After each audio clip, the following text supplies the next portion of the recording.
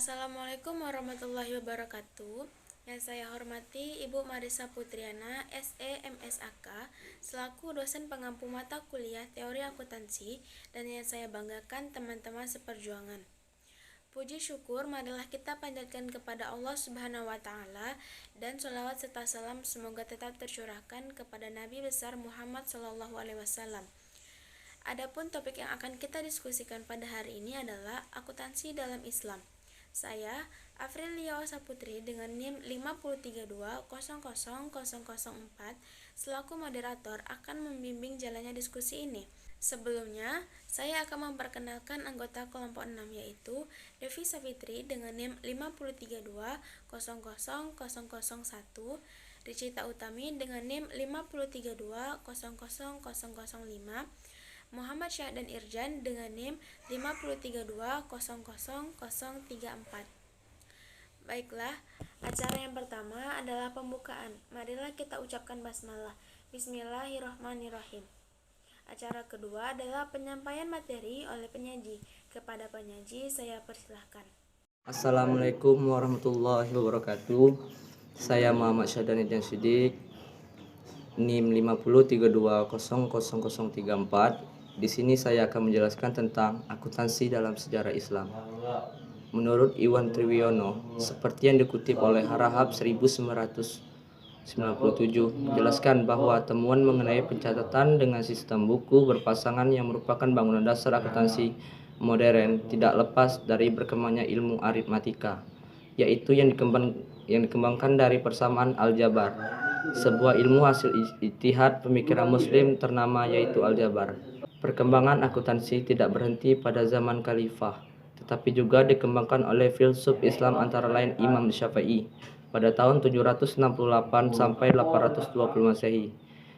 Dengan menjelaskan fungsi akuntansi sebagai review book atau auditing, menurut Imam Syafi'i, seorang auditor harus memiliki kualifikasi tertentu, yaitu orang yang hafiz Al-Quran sebagai value judgment, intelektual, dapat dipercaya, bijaksana, dan kualitas manusia yang baik lainnya. Kesimpulan dari berbagai fakta sejarah ini sudah cukup kuat untuk menyatakan akuntansi sudah dikenal pada masa kejayaan Islam. Artinya peradaban Islam tidak mungkin tidak memiliki akuntansi. Permasalahannya adalah pemalsuan sejarah yang dilakukan beberapa oknum di barat dan ketidakmampuan umat muslim untuk menggali khazanah ilmu pengetahuan teknologinya sendiri. 1. Akuntansi al-muhasabah dalam Islam. Menurut ajaran Islam, syariat itu berasal dari Allah. Sebab itu maka sumber syariat, sumber hukum, dan sumber undang-undang datang dari Allah sendiri, yang disampaikan kepada manusia dengan perantara Rasul dan termaktub dalam kitab-kitab suci. Shaltud 1995. Dengan latar belakang di atas, para ulama telah merumuskan suatu kaidah dasar dalam syariat yang disebut dengan dua hukum asal, yaitu hukum asal ibadat dan hukum asal muamalat. Dalam menghadapi masalah muamalah kontemporer, yang harus dilakukan hanyalah mengidentifikasi prinsip-prinsip dan filosofi dasar ajaran Islam dalam bidang akuntansi, dan kemudian mengidentifikasi semua hal yang dilarang. Setelah kedua hal ini dilakukan, maka kita dapat melakukan inovasi dan kreativitas seluas-luasnya untuk memecahkan segala persoalan muamalah kontemporer, termasuk persoalan akuntansi. Sekian dari saya, terima kasih. Akan dilanjutkan oleh pemateri selanjutnya.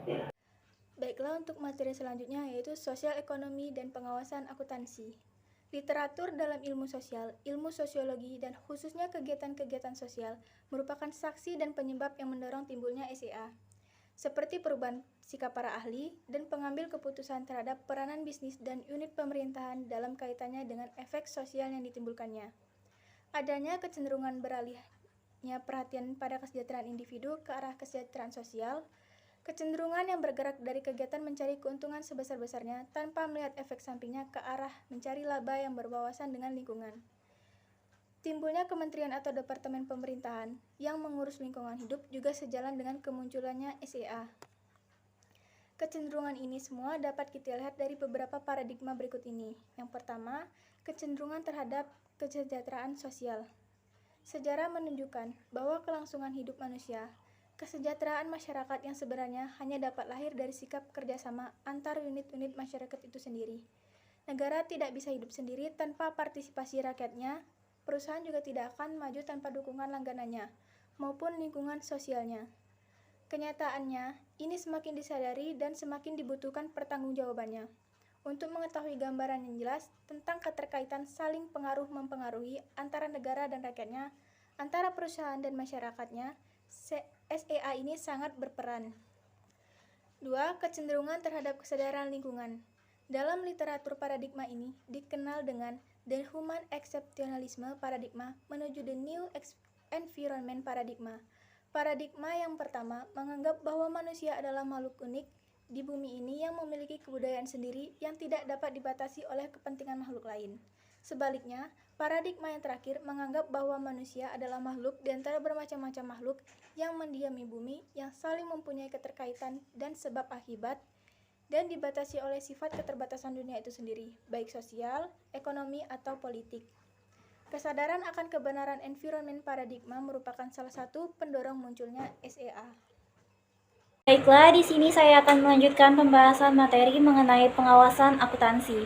Pengertian pengawasan akuntansi dalam setiap organisasi, baik publik maupun swasta, memiliki tujuan yang hendak dicapai. Untuk mencapai tujuan organisasi tersebut, diperlukan strategi yang dijabarkan dalam bentuk program-program atau aktivitas. Sejalan dengan pelimpahan wewenang dan tanggung jawab, maka diperlukan suatu alat pengendalian untuk mengontrol dan mengendalikan jika terjadi penyimpangan. Pemerintah harus melakukan pengawasan keuangan secara efektif dan efisien agar tujuan pemerintah dapat tercapai. 1. Pengawasan akuntansi. Pengawasan akuntansi meliputi rencana organisasi dan prosedur-prosedur serta catatan-catatan yang berhubungan dengan pengamanan harta kekayaan perusahaan dari catatan-catatan keuangan yang dapat dipercaya. Oleh karena itu, disusun sedemikian rupa untuk meyakinkan bahwa a. Transaksi-transaksi dilaksanakan sesuai dengan persetujuan atau wewenang pimpinan, baik yang bersifat umum maupun khusus. B. Transaksi-transaksi dicatat sedemikian rupa sehingga memungkinkan ikhtisar-ikhtisar keuangan yang sesuai dengan prinsip-prinsip akuntansi atau kriteria lain sesuai dengan tujuan ikhtisar tersebut dan menekankan pertanggungjawaban atas harta kekayaan perusahaan instansi. C. Penguasaan atas harta perusahaan instansi diberikan hanya dengan persetujuan atau wewenang pimpinan. D. Jumlah aktif harta kekayaan perusahaan instansi seperti yang tercantum dalam catatan perusahaan dicocokkan dengan aktiva harta yang ada pada waktu yang tepat dengan tindakan yang sewajarnya diambil jika terjadi perbedaan. 2. Pengawasan administratif. Pengawasan administratif meliputi tapi tidak terbatas pada rencana serta prosedur dan pencatatan yang berhubungan dengan proses pembuatan keputusan yang membuat pimpinan perusahaan untuk menyetujui atau memberi wewenang atas terjadinya transaksi-transaksi. 3. Pengawasan penggunaan. Tujuan dari pengawasan ini adalah untuk mengetahui apakah suatu barang atau inventaris sudah benar penggunaannya. Penggunaan ini penting artinya guna menentukan nilai ekonomi aktiva tetap seperti keamanan atau keutuhan, keawetan, maupun pendayagunaan barang-barang yang ada. Menurut Somarso, 2003-302, kas adalah segala sesuatu baik yang berbentuk uang atau bukan yang dapat tersedia dengan segera dan diterima sebagai pelunasan kewajiban pada nilai nominal. Sedangkan menurut Suharli 2006, 173, kas dan setara kas adalah investasi yang sifatnya sangat liquid, berjangka waktu pendek, dan dengan cepat dapat dikonversi menjadi kas dalam jumlah tertentu tanpa harus menghadapi resiko perubahan nilai yang signifikan. Ciri-ciri sistem pengawasan internal yang baik adalah sebagai berikut. A. Struktur organisasi yang baik. B. Sistem organisasi dan tanggung jawab yang jelas. C. Sistem akuntansi yang baik. D. kebijakan personalia yang baik, E. Badan atau staf internal auditor yang cakap, F. Dewan komisaris yang kompeten dan cakap. Kas tidak mempunyai tanda kepemilikan khusus dan mudah dipindah tangankan. Sifat demikian itu mengakibatkan manajemen harus yakin bahwa A. Setiap pengeluaran kas telah sesuai dengan tujuan penggunaan yang telah ditetapkan. B. Kas yang seharusnya diterima memang benar-benar diterima. Dan C. Terakhir, tidak ada penyalahgunaan terhadap kas perusahaan. Sekian materi yang telah saya sampaikan. Saya kembalikan kepada moderator. Terima kasih. Dengan berakhirnya penyampaian materi oleh penyaji, maka berakhir pula diskusi kita pada hari ini dan akan dilanjutkan dengan sesi tanya jawab melalui via grup WhatsApp dan absen melalui kolom komentar.